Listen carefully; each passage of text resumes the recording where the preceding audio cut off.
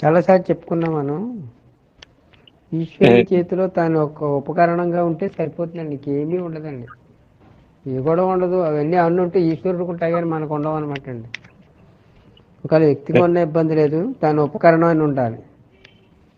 అప్పుడు ఈ వేదాంతం ఈ గొడవ అవసరం లేదు, చూచేవాడు ఉండడు, ఈ మాటలు కూడా అవసరం లేదండి. అప్పుడు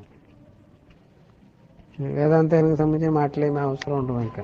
ఎందుకని ఈశ్వరుడు ఉన్నాడు, వాడి చేతిలో వీడు ఉపకరణం. ఎలా ఉంటే ఉపకరణం పనిముట్టి కదా ఉపకరణం అంటే.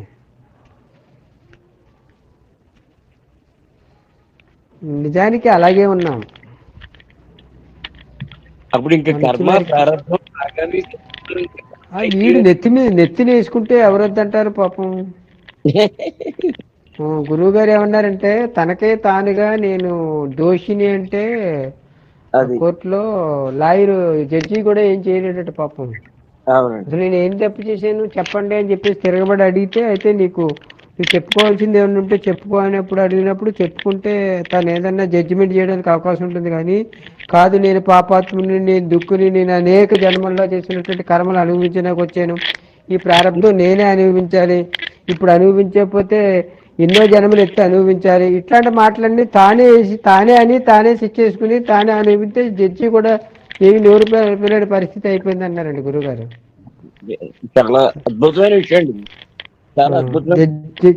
జడ్జి గారు కూడా పాపం ఏం చేయలేకపోతున్నారటండి. ఎందుకంటే ఈ తిరిగి అడిగితే జడ్జిమెంట్ చెప్తారు, నేను ఏం చేశానండి ఏంటి అసలు, నాకు దీనికి నేనేంటి కారణం ఎంతో, నా అంతటి నేను వచ్చాను నా బుద్ధి మేరకు, మీరే కదా సృష్టి చేశారు, ఇట్లా తిరిగి అడగాలన్నమాట అండి. అప్పుడు ఆ జడ్జి ఈశ్వరుడు కాబట్టి సమాధానం చెప్తాడు, సర్లే అలాగుండు, నేనే చూసుకుంటాను, నీకు సంబంధం లేదు. అట్లా కాదు, నా నెత్తిన వేసుకుంటానంటే పాపం భగవంతుడు కూడా ఏం చేయలేని పరిస్థితి అయిపోయిందటండి.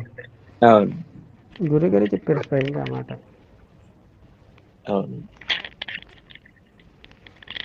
దోషిని ఇట్లా ఏవో కొన్ని మాటలు ఉన్నాయి అన్నీ పెట్టేసుకుని మనం బుద్ధిలో దాన్ని పెట్టుకుని మనమే మాట్లాడేస్తాం ఈ మాటలన్నీ.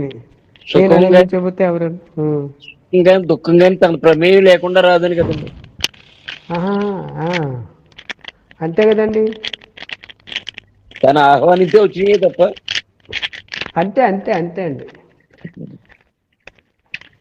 దానికి ఏదో ప్రారంభం బలమని కాదు, తన ఆహ్వానించడం కాదు, ఏదో కారణం చేత వచ్చే, తాను మాత్రం కారణం కాదు, కారణం తాను కాదని తెలిస్తే సరిపోతుందండి. తాను నేను చేసుకున్నాను, నేను పొందాలి, నేను అనుభవించి తీరాలంటే జడ్జి గారు ఏం చెప్తారు ఇంకా అంతే. నేను అనుభవించి తీరాలంటే ఏం చేయడం కుదరదు. లేకపోతే దీనికోసం మళ్ళీ ఇంకో జన్మ ఎత్తాలి, ఎత్తాలి, అంచేత అనుభవించేస్తాం. నేను కాకపోతే ఎవరు అనుభవిస్తారు, అయితే నీ కర్మ అనుభవించంటాడు. కాదు కొన్ని ఇప్పుడు దుఃఖాలు ఎలాగ పావుగాని అనుభవించే శక్తిని మరి భగవంతుని అడగాలని కొంతమంది చెప్పినట్టుంది. అదో తెలివితేటలు ఉంది కదా. గురువు గారు ఏమన్నారంటే స్వయంగా చాలా కష్టంగా ఉందండి, ఇబ్బందిగా ఉందండి అంటే, ఎవడో అనుభవించుంటే నేనెత్తినది వేసుకుంటారని గురుగారు అన్నారు. చూడండి, సంబంధం లేకుండా పోలేదు ఆ మాటకి ఈ మాటకి. ప్రయాణంలో ఎవడో అనిపిస్తుంటే మీరైతే ఎందుకు వేసుకుంటారు. చాలా గొప్ప విషయం ఉండదు, అబ్బో విషయం కదా, అంటే స్వయంగా అన్నమాట కదా. మామూలుగానేమో అనుభవించే శక్తిని ఇమ్మని ఈశ్వరుని అడగాలని మనం విన్నాం కొన్ని చోట్లలో. అంటే అనుభవించి తీరుతానని ఉంది, శక్తి ఇమ్మంటున్నాడు. శక్తి నేనే అనుభవిస్తాను, నువ్వేదో నాకు శక్తిని ఇయ్యి, నువ్వు ఉన్నావు నేను ఉన్నాను, సృష్టి ఉంది, అనుభవించే దుఃఖాలు ఉన్నాయి, తప్పదు నేను అనుభవించాలంటే. ఈశ్వరుడు తదాస్తు దేవత అండి, సరే తదాస్తు అంటాడు, ఆయన మూట ఏమైంది. వీడు ఆరోగ్యం కావాలంటలేదండి, ఆరోగ్యశ్రీ కార్డు కావాలంటలేదండి. అద్భుతమైన మాట చెప్పారు. పట్టుకుంటూ చూస్తున్నాడు కానీ అసలు నాకు ఈ కార్డు వద్దంటే పోయే, నాకు ఆ కార్డు ఎందుకు బాబు, నా కార్డు కూడా లేకుండా చేయనాలి. నాకు అసలు ఆరోగ్యంగా ఉంటే నాకు ఆరోగ్యశ్రీ కార్డు ఎందుకు, నాకు ఆ కార్డు కూడా లేకుండా చేయడం మానేసి, నాకేమో ఆరోగ్యశ్రీ కార్డు కావాలంటే కొంచెం పెద్ద కార్డు ఇవ్వండి బాగానే.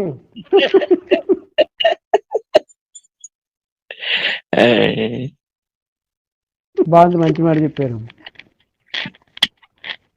ఇలాగ మాట మీ దగ్గర నుంచి వస్తాయి. అవునండి.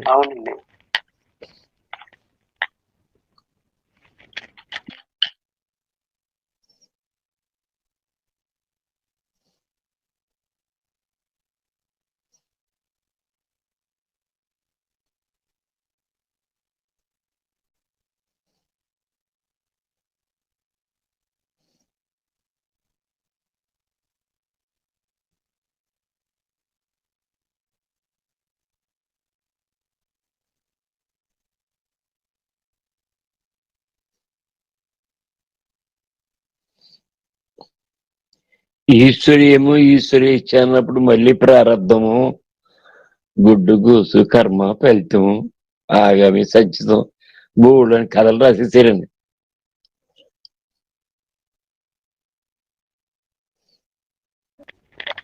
అవునండి.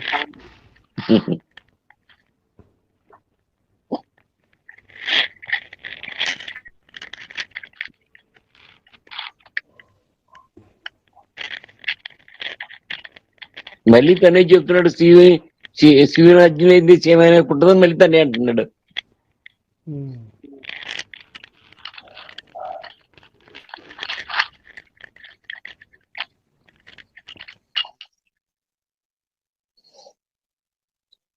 డైరెక్టర్ గారండి ఆ పోర్షన్ లో ఇలా చెయ్యి, ఇలా ఏడు, ఇలా అను అన్నారండి. దానివల్ల దానికి వీడికి ఏమి ప్రారంభం వస్తుంది, వీడికి ఎందుకు పాపం వస్తుందండి? డైరెక్టర్ గారు ఆయన అన్నారు ఆ డైలాగులు. వీడంటే మెల్ల అంటే ఈశ్వరుని యొక్క జగన్నాటక సూత్రధారి ఈశ్వరుడు అనే మాట ఉంది. అయ్యా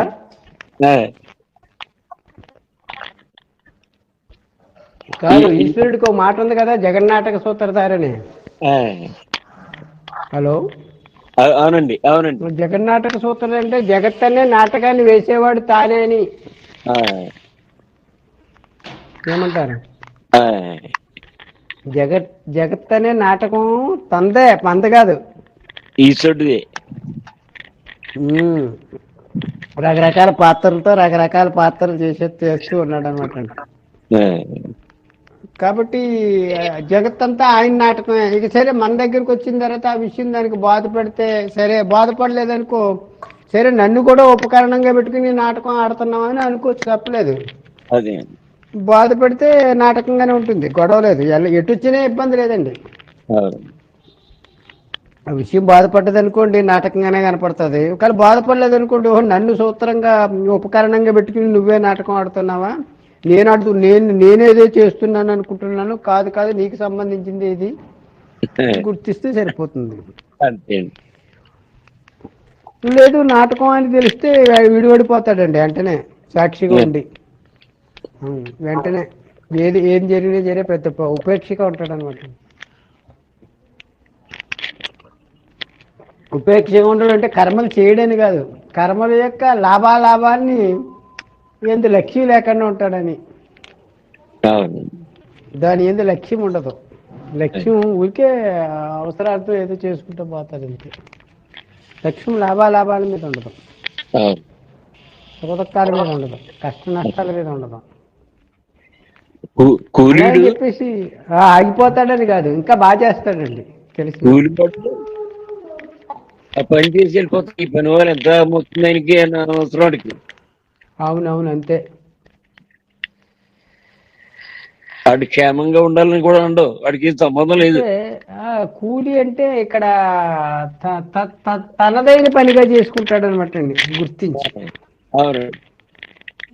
తన పని అంటే కేవలము తనొక్క పనే కాకుండా మొత్తం తన పని కింద కనపడుతుంది. ఏ పని అయినా సరే అన్ని పనులు తన పనిగానే కనపడతాయి. అంటే ఈ ఒక్క పనే తన పనిగా అంటుంది ఇప్పుడు దాకా అని, అలా కాకుండా మొత్తం పనులన్నీ తన పనులుగానే కనపడతాయండి. ఇంకా ఇబ్బంది ఏముంది? ఇప్పుడు వీడు చేసే పని ఒక్కటే తన పని అయితే ఇబ్బంది తయారవుద్దండి. మొత్తం మొత్తం మొత్తం పని అంతా తన పని, ఎక్కడ చూసినా తనకైనా అంతది, ఇతరంగా అంత అప్పుడు కూడా పోతుంది.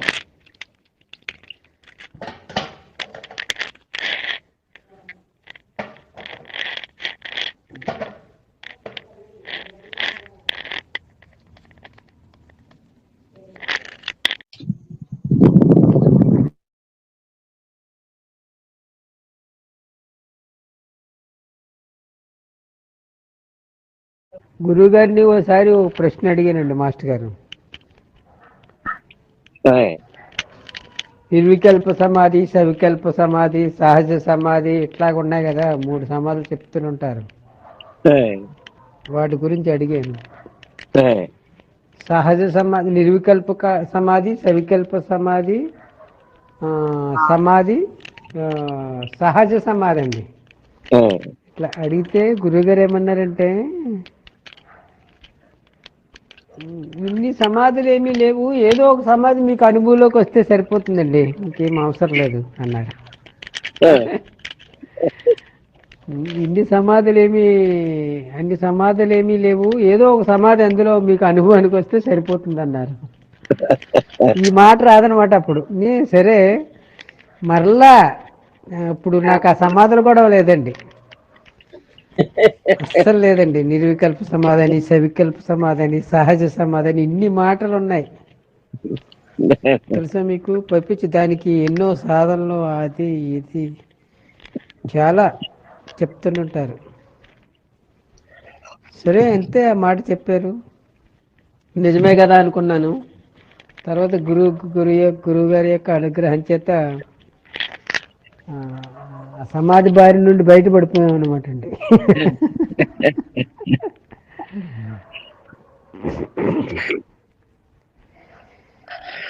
సమాధికి సమాధి కట్టించారు. సమాధి బారి నుండి బయటపడ్డాం. ఇదేదో బాగుంది. ఇప్పుడు ఏదో ఒకటి ఉండాలనే కోరిక తీవ్రంగా ఉంటుంది కదా. అవునండి. అది పోతే ఉంటే అది పోవడమే సమాధి అండి. బుద్ధి సమాధి అంటే ధీ అంటే బుద్ధి సమంగా ఉంటుంది అనమాట. హెచ్చు దగ్గర లేకుండా ఉంటుందండి, సమంగా ఉంటుంది, దానికి ఏ గొడవ ఉండదు. దేన్నైనా సరే అట్లా చూస్తూ ఉంటుంది అనమాట, సమంగా. అంటే సాక్షిగా ఉంటుంది అని అర్థం. ఓ మాటలో చెప్పాలంటే సాక్షిగా ఉండడమే అన్ని సమాధులకి అర్థం. అంటే మనం చెప్పుకుంటున్నాం కదా, షార్ట్ కట్, చూచేవాడిగా ఉండడం అన్ని సమాధులకి అర్థం. చూచేవాడిగా ఉండే స్థితిని సాధించడం కోసం పట్టి చేసే ప్రయత్నం సమాధుల లెక్కలోకి వస్తాయి. మరలా చూచేవాడు ఉంటే కదా చూడబడేది ఉంటుంది. చూడబడేది అనేది పట్టితో సహా సకలముని.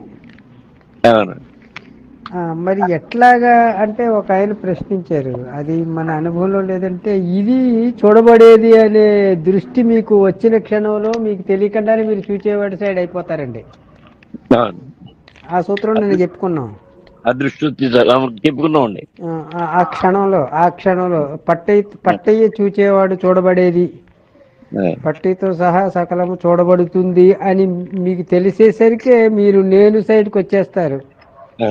అంటే చూచేవాడి సైడ్కి వచ్చేస్తారు అనమాట, ఆటోమేటిక్గా. మీకు తెలియకుండానే జరిగిపోతుంది.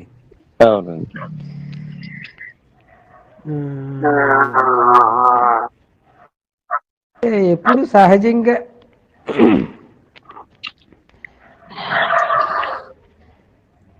నేను ఇది కాదు, నేను అని కాదు అని చెప్పుకోవాల్సిన అవసరం ఎప్పుడైనా వస్తుంది, కానీ ఎప్పుడు మీరు సహజంగానే ఉన్నారంటారు భగవాన్ ఉన్నది 40లో. ఇది అద్భుతమైన వాక్యం. మళ్ళా నన్ను అడిగితే ఉన్నది 40 చదువుకోవడం బెటర్ కింద ఏదన్నా చదువుకోవాలనుకుంటే. అంత నేను ఇది కాదు, నేను అది కాదు అని అనడము, నువ్వు పరణాన్ని అన్నప్పుడు వస్తుందట. తను తాను నిరూపించుకోవడానికి ప్రయత్నం చేస్తాడు, కానీ తను ఎప్పుడు ఏదిగా ఉన్నాడో అదిగానే ఉండడం అనేది సహజంగా జరిగేదండి. ఇది ఇది ఏదైనా మాట్లాడేటప్పుడు, ఏదైనా విన్నప్పుడు, ఏదైనా ఆలోచన వచ్చినప్పుడు కాదనిపిస్తుంది అంతే. తాను ఎప్పుడు అదిగానే ఉన్నాడు. అది కాదు నేను పట్టేయనని ఎప్పుడు అనుకుంటాడంటే ఏదైనా సందర్భం వచ్చినప్పుడు అనుకుంటాడండి. అలా కాకపోతే అదిగానే ఉండనట్లు లెక్క. అదిగా ఉండడానికి సాధన అవసరం లేదన్నారు, అందు గురించే.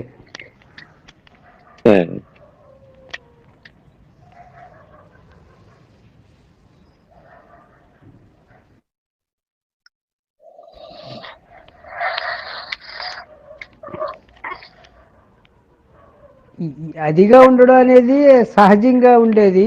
ఇది ఇగా ఉన్నాను అని అనుకుంటే వచ్చిందండి ఇది. ఇది అనుకుంటే వచ్చింది, సహజం ఎందుకు అవుతుంది? అవునండి. ప్రపంచం ఉండి ఉండడం కాదు, నువ్వు ఉందనుకోవడంలో ఉంది అన్నారు. కాబట్టి నేను ఇది అని అనుకుంటున్నాడు కాబట్టి ఇదిగా ఉన్నాడు, కానీ ఇదిగా ఉండడం సహజంగా ఉండడం కాదండి. సహజంగా ఉండడం అదిగా ఉండడమే. ఎవరు తానుగా ఉన్నారో అదిగా, ఎవరు తాను ఎవరుగా ఉన్నారో ఏదిగా ఉన్నాడో అదిగా ఉండడమే సహజంగా ఉంది. తాను ఎవరుగా ఉన్నారో ఏదిగా ఉన్నాడో అదిగా ఉండడమే సహజంగా ఉంది. పట్టేగా ఉండడం అనేది ఎప్పుడైనా వస్తుందన్నమాట.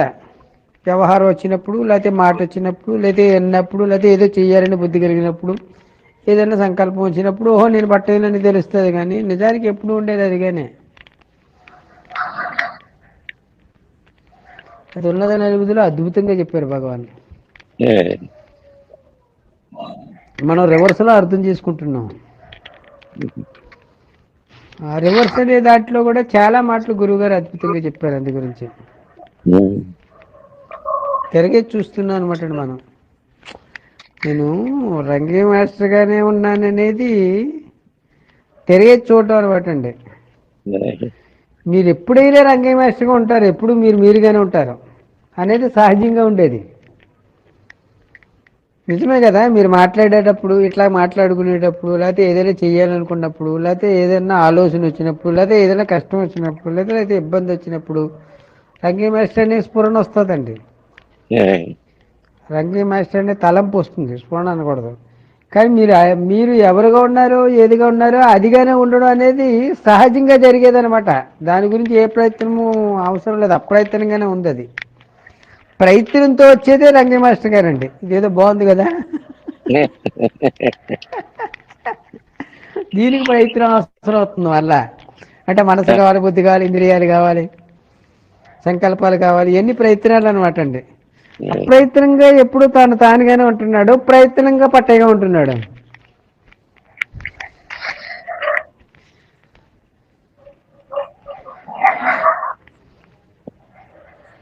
మరి ఎంత చక్కగా ఉందో చూడండి. కొన్ని కాదండం కుదురుతుందా?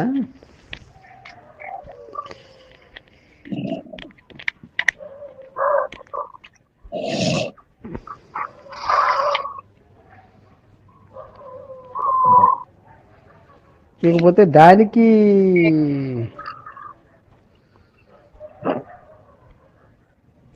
అంటే మనం ఏమనుకుంటున్నామంటే ప్రపంచం వచ్చిన తర్వాత, మెలకు వచ్చిన తర్వాత, ప్రపంచం వచ్చిన తర్వాత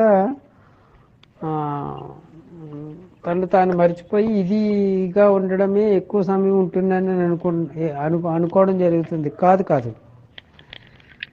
ఒకవేళ తాను మరిచి పట్టేగా ఉన్నా ఆ వ్యవహారం చేసుకుంటా పోతాడండి. కర్మలో లీనమయ్యో, తలంపులో లీనమయ్యో, ఆ సందర్భంలో లీనమైపోతాడు అనమాట అండి. తెలియకుండా జరిగిపోతూ ఉంటుంది. నేను పలానాని ఏం అనుకోడు. మీరు మంచి ఖాళీ లేకుండా మంచి పని ఉందనుకోండి, ఆ పని చేసుకుంటా పోతారు అంతే. ఇంక మీకు తెలీదు మీరేం చేస్తారు. మీరు పలానా అనేది కూడా గుర్తేమి ఉండదు. ఒక కార్యార్థమై మీరు ఒక కార్యాచరణలో ఉన్నారనుకోండి, ఆ కార్యములో నిమగ్నమై ఉండిపోతారండి.